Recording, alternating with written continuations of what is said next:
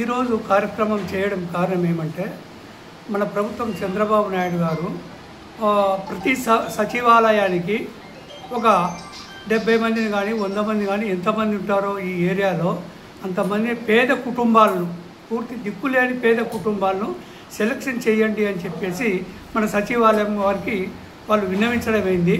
దాంతో ప్రకారం ఇక్కడ ఒక 70 కుటుంబాలు అంటే నిరుపేదలు, ఏమీ వాళ్ళకు ఆదరణ ఏమీ లేదు, అటువంటి కేవలం పింఛన్ మీదనే వాళ్ళు జీవనం చేస్తున్నారు. అటువంటి వారిలో ఇంకా కడు పేదవారిని కూడా నేను ఒక 10 మందిని సెలక్షన్ చేయబట్టి చేసినారు మేడం వాళ్ళే. చేసిన తర్వాత వాళ్లకు ఈరోజు నా శక్తానుసారంగా ఒక 10 మందికి నేను చీరలు పంచడమైంది. ఉత్తరోత్తర ఇటువంటి కార్యక్రమాలు కూడా చేయగలనని విన్నవించుకుంటున్నాను.